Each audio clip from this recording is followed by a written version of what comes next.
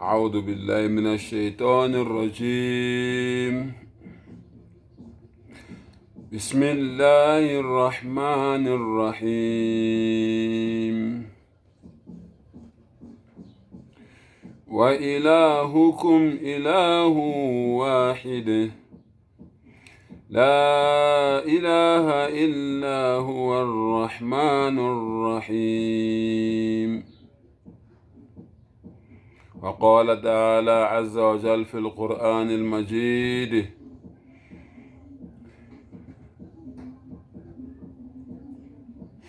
إن الله لا يغفر أن يشرك به ويغفر ما دون ذلك لمن يشاء. وقال تعالى: والله على كل شيء قدير.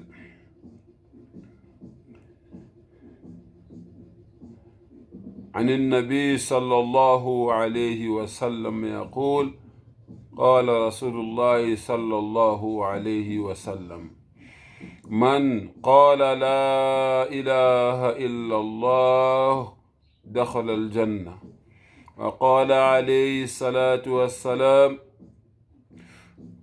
كل أمتي يدخل الجنة إلا من أبى. قيل: من أبى يا رسول الله؟ قال: من أطاعني يدخل الجنة ومن عصاني فقد أبى، أو كما قال عليه الصلاة والسلام.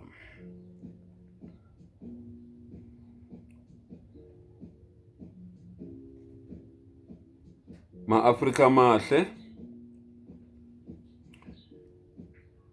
izwekazi lonke lase-Afrika, ngiqala ngokudumisa njengokwenjwayelo. Ngithi assalamu alaikum wa rahmatullahi wa barakatuh.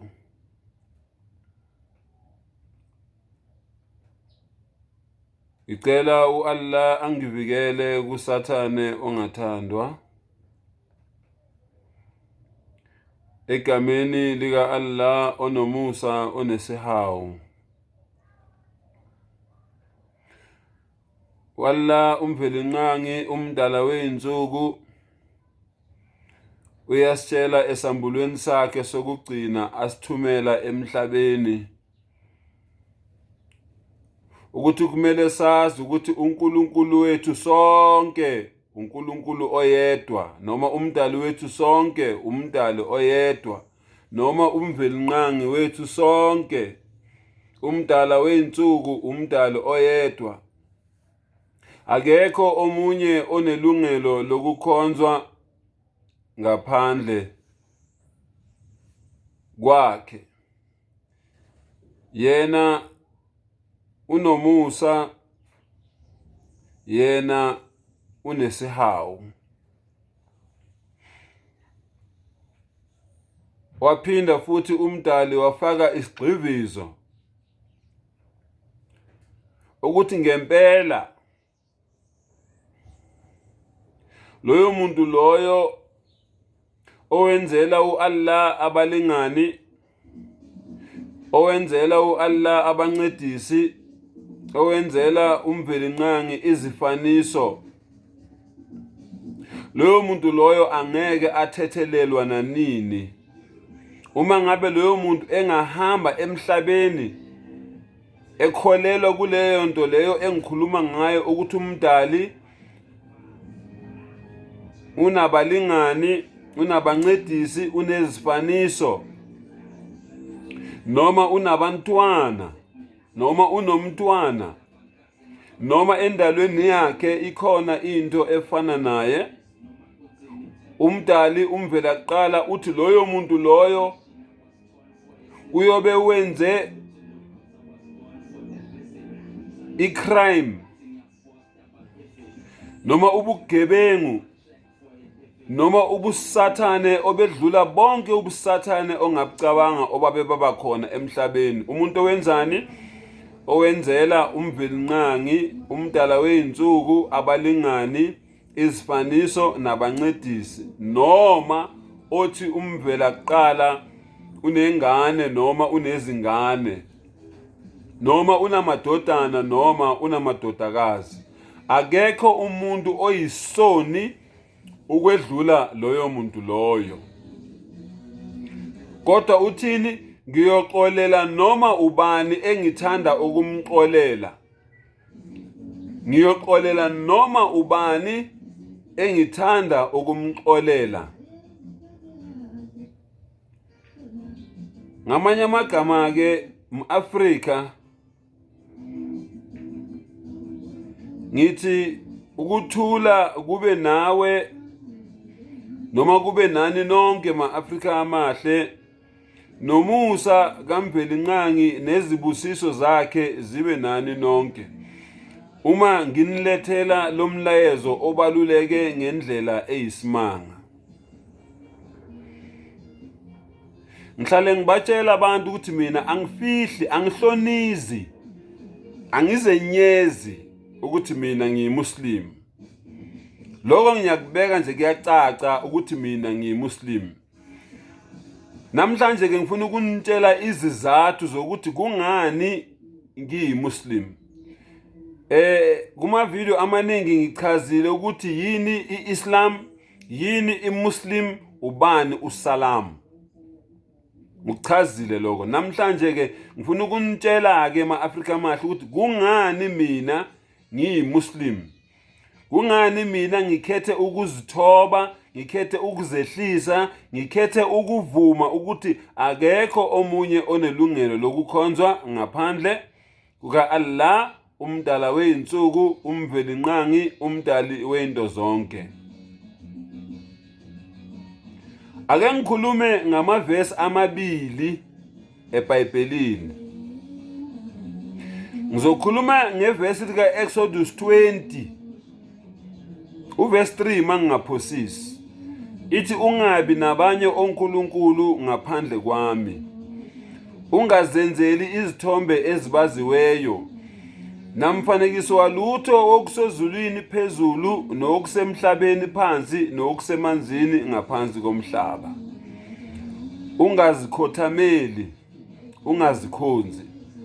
Loyo mlayezo u-straight forward, awudingi ruler, awudingi kutolikwa. Bese siya lapha kuMarko 12, uqale lapha ku-29. Ithi kwaqhamuka indoda yabuza uJesu ukuthi sicela usitshele noma uYeshua, ngegama lakhe loqobo, leli kaJesu leli engihlale ngisho ngithi bazenzele lona lelo 500 years after uJesu esehambile emhlabeni wenyukele ezulwini. Kodwa ke namhlanje asihlangene ngaloko, sihlangene ngobunye bukaNkulunkulu. Yini uNkulunkulu ayifunayo kumuntu? Uma ifika le ndoda ithi yimuphi umyalo wokuqala? Uthini uJesu? Umyalo wokuqala ukuthi yizwa Israyeli, uNkulunkulu wethu uNkulunkulu oyedwa, uNkulunkulu wethu munye. Nayo sakhuluma ngani? Ngobunye bukaMvelinqangi. Ubani ke loyo? uYeshua, uqobo lwakhe, indodana kaMariya, the son of Maryam. Naye ukhuluma ngobunye bukaMvelinqangi, bukamdala wey'nsuku. Uma ke singayibuza ukuthi kungani umdala wey'nsuku athi mayeqala ukuyala abantu aqale ngalomlayezo lo, noma aqale ngalomthetho, noma aqale ngalomgomo, noma aqale ngalesi sivumelwano? Yingoba lo myalelo noma lesi sivumelwano noma lesi sibopho sibaluleke ngalendlela leyo yokuthi uma ungakuvumanga lokhu, uma uphambene naloku, lona umthetho noma umyalo noma isibopho esihlukanisa umuntu oyikholwa nomuntu ongakholwa. Yingakho sibaluleke kangaka. Umdali kuwe thanda ubengaqala ngokuthi ungabulali, noma qale ngokuthi ungebi, noma qale ngokuthi ungaphingi, noma qale ngokuthi ungafakaza amanga. Enye yemiyalelo elishumi kwizinto umdali angayithandi, angafuni zenziwe. Kodwa cha, uqale ngalo okuthini la ilaha illallah. Akekho onelungelo lokukhonzwa ngaphandle kuka Allah. Ungabi nabanye onkulunkulu ngaphandle kwami.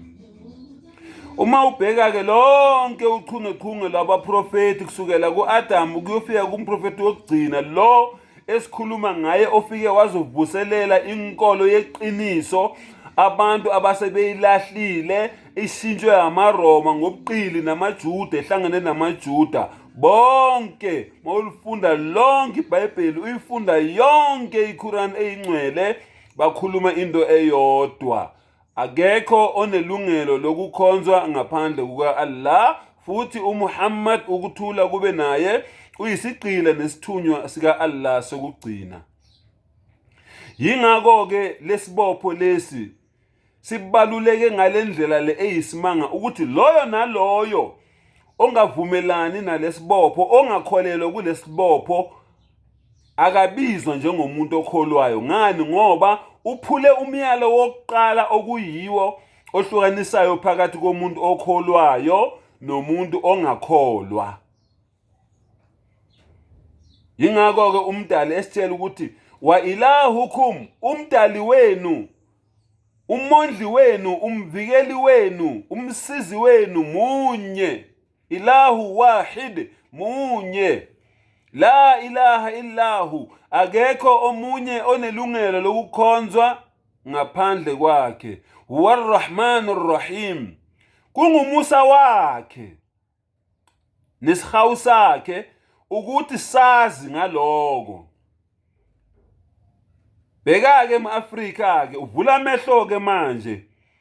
Uvula amehlo, uvula ingqondo, uvula umphefumulo wakho manje. Uthathe umqondo wakho uwubuyisele emuva, uthathe iBhayibheli lakho, uthathe iQuran engcwele uyibeke phambi kwakho mangabe unayo.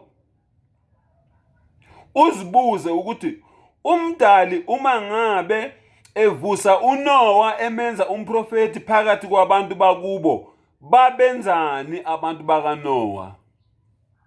Base beqalile bekhonza abanye onkulunkulu ngaphandle kwakhe, bezenzela izithombe ngaphandle kwakhe. Mind you ukuthi kusukela ku-Adam kuze kufike ngesikhathi sikaNoah, akekho umuntu owayekhonza izithombe, akekho umuntu owayenabanye onkulunkulu ngaphandle kukaMvelinqangi, ngaphandle kukaMdala wey'nsuku. Inkinga izokwenzeka ngesikhathi sikaNoah. Abantu baqala lapho-ke manje ukwenza ubudlova emhlabeni. Abantu baqala lapho manje ukubulalana. Abantu baqala lapho manje ukuzenzela izithombe. Yebo, izithombe zazikhona. Ngevideo elandelayo ngizochaza ukuthi abantu baqala ukukhonza izithombe bayikhonza kanjani, kwakusukelaphi. Ngizokuchaza lokho.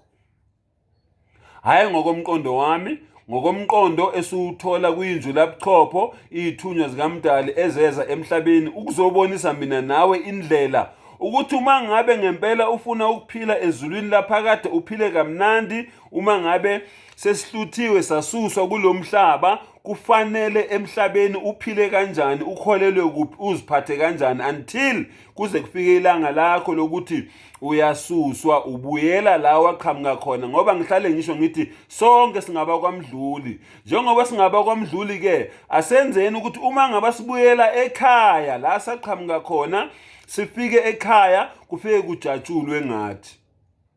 Ukuthi kube njalo ke umdali wathumela ke umprofeti wakhe noma isithunywa sakhe uNoah, owashumayela ivangeli lobunye bukaNkulunkulu for 950 years, ekhuluma umlayezo owodwa, ungabi nabanye onkulunkulu ngaphandle kwakhe.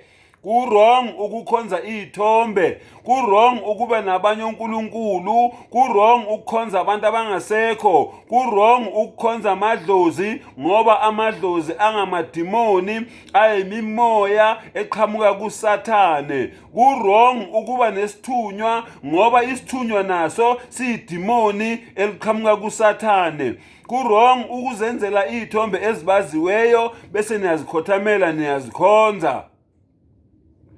Yonke into ephambene nobunye bukaNkulunkulu uNoah wayezele ukuzoshanyela lokho emhlabeni. Kodwa abantu benzani? Inamba esiyitholayo enkulu for 950 years yabantu abamukela ukholo njengoba lunjalo lobunye bukaNkulunkulu bukaMvelinqangi abafikanga naku-100. Mayindiuke eMafrika ukuthi kunjalo bonke labantu laba ababhujiswa ngozamcolo kwasinda laba abasindayo. Mayindiuke uhlale wazi ukuthi emkhumbini lapho kwakuNoah namadodana akhe namakhosikazi akhe. Mayeqeda ke uma ngabe uNoah esesindile umdali uyamtshela mase sifikile isikhathi sokuthi uzamcolo aphele mangabe sebephuma uthi Noah zalanani nandeke nigcwalise umhlaba. Kodwa ngiyazi ukuthi kubantwana ozobazala basazovela futhi abafana nalaba engiqeda ukubabhubhisa abazoba nabanye onkulunkulu ngaphandle kwami, abazoba nezinye izinto abazikhonzayo, abazoba nezinye izinto abathembele kuzo. Nabo ngendlela engibhubhise ngayo laba ngamanzi, kodwa isifungo sami ukuthi vele angiphinde ngibhubhise abantu ngamanzi, kodwa nabo bonke abantu abazophuma kulesi sifungo lesi, abazophuma kulesi sibopho lesi, nabo angeke ngibayeke ngiyobabeka icala, ngoba icala elikhulu eliphambene nami ukuthi umuntu abe nabanye onkulunkulu ngaphandle kwami. Mina mdala wey'nsuku, mina mdali wabo, mina menzi wabo, mina engibehlisela umusa wami, engibehlisela ukuthula kwami, mina engiphendula imikhuleko yabo noma bengangicelanga, mina engibabusise ngezinto eziningi bengazange bangicele. So ma-Afrika mahle, le video le engiyenzayo ibhekene nawo wonke umuntu ophila emhlabeni. Uma ngithi ibhekene nawo wonke umuntu ophila emhlabeni, angikhathali ukuthi kuphi nomhlaba la ukhona, as long wena uzazi ukuthi ngelinye ilanga ungowakwamdluli uzodlula la kulomhlaba. Le video le ibhekene nawe. Lalela ke mntu wakithi, uyangikholwa awungikholwa, okwami ukuthi ngikutshele iqiniso njengoba linjalo, ngoba uma ngingakutsheli uzongihlupha ngelanga lokwahlulelwa, uzothi wena mina bengingazi. Njengoba ngenza le video le, ngenzela ukuthi whoever you are, noma ngabe ukuphi nendawo, noma ngabe ukusiphi isikhundla, angeke ngimenshine amagama abantu, kodwa noma ngabe ukusiphi isikhundla, noma ngabe ukubuphi ubuholi, noma ngabe ukubuphi ubuphathi, noma ngabe ubaba wekhaya, noma ngabe umama wekhaya, noma ngabe ungumntwana wekhaya ophila ekhaya elithize, noma ngabe ungumalume, noma ngabe u-anti, noma ngabe umongameli, noma ngabe umphathi othize, noma ngabe umholi wenhlangano ethize, angikhathali ukuthi inhlangano bani le oyiholayo. Kungaba inhlangano yezombusazwe, kungaba inhlangano yezepolitiki, ungaba yishop steward, ungaba induna emsebenzini, ungaba inkosi yesizwe, ungaba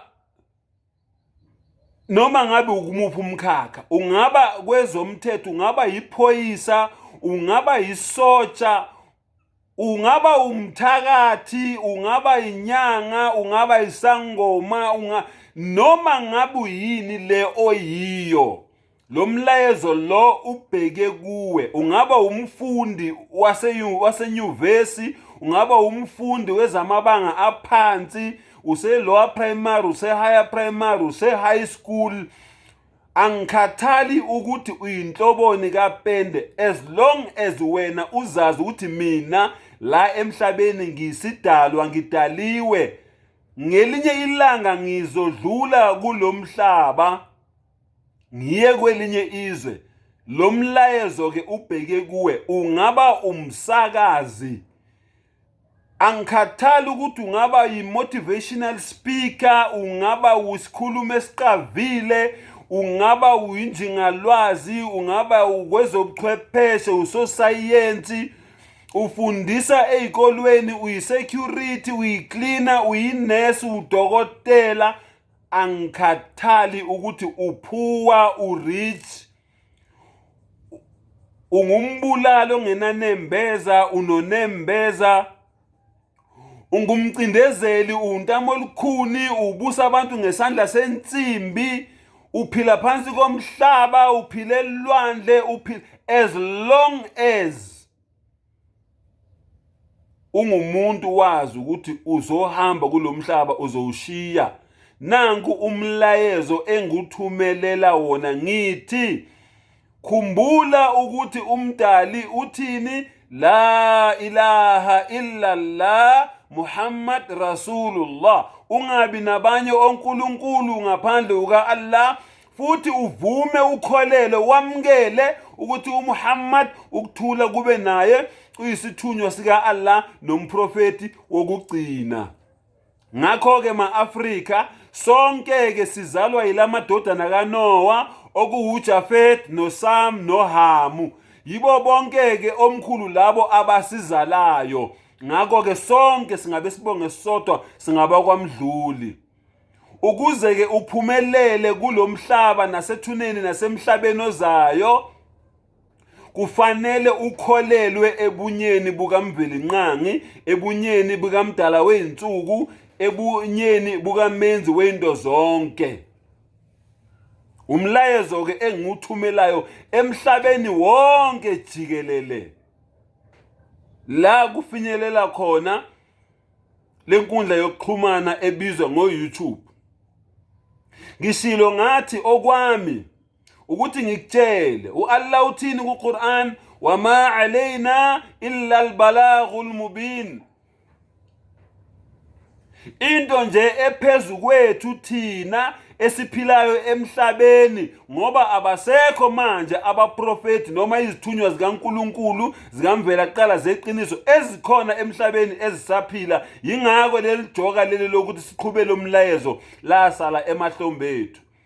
So Allah uthini, wama alayna, into nje ephezu kwethu noma lokho okuphezu kwethu noma okusemahlombe ethu, illa al-balagh al-mubin. Akukho okusele emahlombe ethu ngaphandle kwalo ukuthi thina sihambise umlayezo, to convey the message. Sihambise umlayezo al-mubin, clear message, umlayezo osobala, obonwa nanoma ubani. Okwethu nje yilogo okumele thina sikwenze, sihambe ezinyathelweni zabaprofeti nezithunywa uAllah aziletha emhlabeni ukuthi zilethe lo mlayezo, ukuthi bonke abantu bazi ukuthi akekho onelungelo lokukhonzwa ngaphandle kwakhe. Ungizwileke eMafrika. Into ke mina eyengenza ukuthi ngibe yiMuslim, 1, ngathi uma ngabe ngenza ucwaningo ngalesi sithunywa sikaMvelinqangi sokugcina esibizwa ngoMuhammad sallallahu alayhi wasallam, uMuhammad ukuthula kube naye, ngathola ukuthi 1, uMuhammad sallallahu alayhi wasallam wayengafundanga, wayengakwazi ukubhala. Aqala manje amehla amavuleka, aqala manje ingqondo yavuleka ukuthi lo muntu lo owayengakwazi ukubhala, engakwazi ukufunda, manje yonke lento le elethwa kuye ingilosi ejwayele vele masifunda embhalweni ukuthi abaprofeti abaningi lengilosi yayi-interacta nabo, yayifika kubo isebenzisane nabo, ibalethele imlayezo, ibancede ezimpini zabo uma ngabe belwiswa abantu abalwa nokholo. Manje lo muntu lo for 23 years elethelwa lemlayezo yayiqhamukaphi, iqhamuka kubani? Aqala manje ngahlala phansi ngazibuza. Mind you, ngaleso sikhathi ngingumKristu, kodwa nginezimpendulo eziningi ezingihluphayo emphefumulweni wami. 1, kungani uYeshua lo sebizwa ngoJesu namhlanje, amahlandla amaningi eBhayibhelini mina wase South Africa uyangiphika, usho straight ukuthi akathunyelelwanga mina. Kungani lo muntu lo enobandlululo kangaka? Ngangitshela lo ngithi le ndoda le inobandlululo le. Isho 99 ukuthi mina ayizelanga amaSamaria, manje mina ngingenaphi? Kodwa ngumKristu ngaleso sikhathi leso.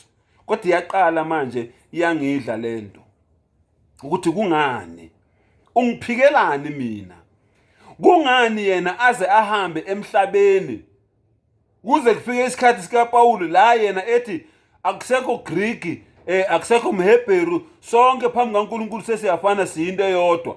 Ulithathaphi lelo gunya lelo uPawulu? Ngoba uYeshua indodana kaMaria, uJesu akazange amnike uPawulu lelo gunya lelo, noma akazange akhulume ngokuthi njengoba mina ngihamba nginishiya nomuntu ozofike anifake kule nkolo le mina engiyilethile la emhlabeni, noma anifake ekuthenini nibe abafundi bami, noma ekuthenini nibe abanandeli bami. Asilitholi nelilodwa ivesi la uJesu ekhuluma khona kanjalo. 2, ayikho neyodwa ivesi eBhayibhelini lapho uJesu ethi mina nginguNkulunkulu, noma mina ngingomunye wobuthathu bukaNkulunkulu, noma uNkulunkulu uhlukene kathathu uziqu zintathu. Angiyitholi neyodwa ivesi eBhayibhelini esho njalo. Kodwa engikutholayo ukuthi sitshelwa nje ngomlomo amaRoma ayibhalele incwadi zawo eceleni ezibhale lo msangano lo esikhuluma ngawo wobuthathu bukaNkulunkulu. Kodwa manje ngivula iBhayibheli angibutholi ubuthathu bukaNkulunkulu lapho uJesu noma uYeshua indodana kaMaria esho ngomlomo wakhe ethi mina nginguNkulunkulu, noma mina ngazela ukuzokhonzwa emhlabeni, noma mina ngazela ukuzodunyiswa emhlabeni. Ngilifunde lonke iBhayibheli kusuka kuGenesis kuyofika kwiSambulo, angimtholi uJesu esho njalo. Kodwa izinto engizitholayo eBhayibhelini ziyahluka. Ngithola lapho uJesu ephika ethi mina angizelanga udumo, angizelanga ukudunyiswa. Eze ephika ngisho nokuthi muhle, eze ephika ngisho nokuthi ulungile, ethi munye kuphela olungile. Ngimthola uJesu ekhuluma noma uYeshua ekhuluma ngobunye bukaNkulunkulu. Manje nginama question mark, nginembuzo ukuthi kahle kahle kanti mina ongivumayo mina yimuphi? Okunye futhi engikutholayo eBhayibhelini ukuthi bonke abaprofeti bakamvelinqangi babethi mabefika emhlabeni uma ngabe sebezohamba babekhuluma ngabaprofeti noma ngezithunywa ezizolandela emva kwabo. Bonke babekhuluma ngezithunywa ezizolandela emva ukuthi njengoba ngihamba nje ukhona ozolandela emva kwami, njengoba ngihamba nje ukhona ozolandela emva kwami. Kodwa mangifika la kuJesu ngiyamthola futhi ekhuluma ngokhona ozolandela emva kwakhe. Kodwa ngiyamthola futhi esixwayisa ngabaprofeti bamanga. Esekhulumile ngalo ozolandela emva kwakhe, ngiyamthola futhi esesixwayisa ngabaprofeti bamanga. Manje ke lo Muhammad sallallahu alaihi wasallam yena uma ngabe efika ukhuluma indaba eyisimanga. Uthi ana khataman nabiyyin, mina ngiyisivalo sabaprofeti, mina ngingokugcina kubaprofeti. Kodwa uJesu akashongo kanjalo. Yena utheni? Uthe uma mina sengihambile ukhona engiyakumthumela, ukhona ubaba ayakumthumela aze kini oyoba umduduzi wenu. Ushilo uJesu lokho. Kodwa manje lo uthini? Uthi mina ngiyokugcina ngisivalo sabaprofeti. La nabiya ba'di, akasekho umprofeti noma isithunywa esizoza emva kwami. Uyibeka straight. La shari'ata ba'da shari'ati, ayisekho inkolo yeqiniso ezoza emva kwale nkolo le yobunye bukaNkulunkulu. Uyibeka straight. La kitaba ba'da kitabi, ayisekho enye incwadi noma umqulu noma isambulo esisazolethwa emva kwalesi sambulo lesi esesilethelwe mina. Uyibeka straight, akayifihli. Yiyo-ke into eyenza ukuthi manje ngivuleke ingqondo ukuthi uma ethi akasekho omunye umprofeti ozoze emva kwakhe esinye isithunywa, ayisekho enye inkolo ngaphandle kwenkolo yobunye bukaMveli Nqangi, ayisekho enye incwadi noma esinye isambulo esizoza emhlabeni, pho lezi esifundiswa ngazo yiziphi, ziphuma kubani? Zibuzeke nawe ema-Afrika, kudlaliwe ngathi ma-Afrika mahle. Manje-ke mangithola ukuthi le ndoda le yayingafundile, ingakwazi ukubhala, pho lo mqulu lo owembulwa ulethwa emhlabeni for the period of 23 years uphuma kubani, wembulwa ubani, eqondeni ngaloko? Uma ngifunda iBhayibheli liyakhuluma ngobunye bukaNkulunkulu, senginiquothele kuMosi, nganiquothela kuJesu uqobo lwakhe. Uma ngifika la nginiquothele futhi kwiQuran, wa ilahukum ilahu wahid, uNkulunkulu wenu noma umdali wenu munye. La ilaha illahu, akekho omunye onelungelo lokukhonzwa ngaphandle kwakhe, ngoba yena unani? Unomusa, unesihawu. Ngakho-ke ma-Afrika omuhle, kuyisihawu sikamdali ukuthi wena ube nendlela yokwazi ukuthi ngempela yini isinqumo wena owasenza nomdali wakho ungakafiki nakulo mhlaba. Ngisazokhuluma about the traversing of the soul, ukuthi umoya uzosuke la usuka khona uzofika emzimbeni, uhamba igaba ezingaki kuze kufike ilanga lokwahlulelwa. Ngisazoyenza ivideo ngaloko. Namhlanje ngigxile kubunye bukaNkulunkulu ukuthi ma-Afrika yazi ukuthi ubunye bukaNkulunkulu buyini. Uma ngabe wena emhlabeni uphilile waze wadlula emhlabeni ungazange ukholele kubunye bukaNkulunkulu, usenkingeni, ungena ethuneni, kufike isikhathi leso usethuneni until kuze kuyofika ilanga lokuthi icilongo liyakhala lokuvuka kwabantu kwabafileyo. Usenkingeni ma-Afrika omuhle. Ngakho-ke mina uAllah uthi angixwayise, fadhakir, remind them, bakhumbuze, innama anta mudhakkir, ngempela wena ungumkhumbuzi. Kusho yena uthi sibakhumbuza abantu ngoba bakhohliwe, hayi ukuthi abazi, bayazi bakhohliwe. Ngoba wonke umuntu mayefika la emhlabeni ufika emsulwa, ufika eyikholwa, ufika enganasono. Nangoku umuntu oyithobayo ngaphansi kwentando kaMveli Nqangi ebese shintshwa abazali bakhe, usho njalo isithunywa sikaMveli Nqangi uMuhammad sallallahu alaihi wasallam uthi wonke umntwana ufika emhlabeni ezinikele kumdali wakhe, eyimuslim, ezinikele kumdali wakhe, kodwa abazali bakhe yibona abamshintshayo, bamkhulise ewumKristu noma bamkhulise ewumJuda noma bamkhulise ewumRoma noma beyumkhulise eyifire worshipper, ekhonza umlilo noma ekhonza whatever le ayikhonzayo esephumile noma ephambene nobunye bukaMveli Nqangi. Ushintshwa abazali bakhe, akazenzi umntwana. Ngakho-ke thina siyabakhumbuza njengoba besho umdala ethi fadhakir innama anta mudhakkir, bakhumbuze wena vele ungumkhumbuzi wabo. Lalela-ke igama elimnandi elingiduduzayo elingigezayo ngaphakathi, lasta alayhim bimusaytir illa man tawalla wa kafar. Ungabi nendaba ukuthi bayakulalela noma abakulaleli. Wena okusalayo batshele umlayezo engikuthume wona noma izithunywa zami, isithunywa sami esiwushiye emahlombe akho, ukuthi bayakulalela noma abakulaleli akudokwe ligayelwe wena lelo. Illa man tawalla, uma ngabe beyabala, turning their backs, wa kafar, they disbelieve, don't worry, ungakhathazeki ngaloko, fayu'adhibuhu Allahu al'adhab al'akbar. Lawo bantu labo abenza lokho balindwe isijeziso esibuhlungu. balindwe isijeziso esikhulu. Isijeziso sika Allah sibhlungu and sikhulu kakhulu. So yiwo ke amagama layo angiduduzayo ukuthi ngikhulume ngokukhululeka. Wallah uthi ngingakhathazeki. Nomprofeti wakhe wayemtshela same thing. Nami ngiyawathatha lawo magama lawo ngoba nami ngiyakutshela manje ukuthi ungabi nabanye onkulunkulu ngaphandle kukaMvelinqangi, ngaphandle kuka Allah, ngaphandle kukaMenzi weinto zonke, ngaphandle kukaMdala weinsuku. Ungabi nabanye onkulunkulu ngaphandle kwakhe. Angikhathazeki ke eAfrika mangabe ukuthi awukwemukeli lokho engikutshela kona, akungikhathazi na kancane. Okwami mina umlayezo njengoba umdali wami ethi ngiwudlulise, njengoba umprofeti akubeka emahlombe ami ukuthi ngikudlulise lo, ngangingekho ngokutshela iqiniso eAfrika, ngangingekho. Kodwa uma ngabe sifunda embhalweni siyathola ukuthi umprofeti ukuthula kube naye sallallahu alaihi wasallam uyawakhipha lawo mazwi layo uma ngabe sezohamba emhlabeni. Uthi nina enikhona ngicela nedlulise umlayezo wami kulaba abangekho.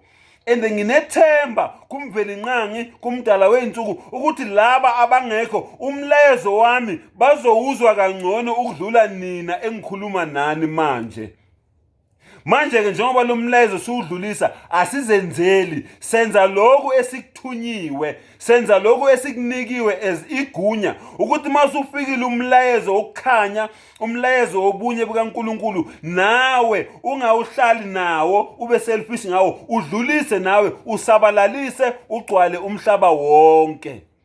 Ngiyaxwayisa ke eAfrika, ngiyaxwayisa ke eAfrika. Kune chapter yeQuran lawo Allah ekhuluma khona ngomprofeti wakhe ngqo. Uthi Yasin wal Qur'anil Hakim. Ezinye ke zezinhlamvu ezenza ukuthi abantu abaningi aba-understanda ulimi lwesi-Arab bangene kule nkolo ngoba ukuthi Yasin akuna meaning. Akekho umuntu owazi ukuthi kusho ukuthini. Kulapho umdali ke uMvelinqangi ayesebonisa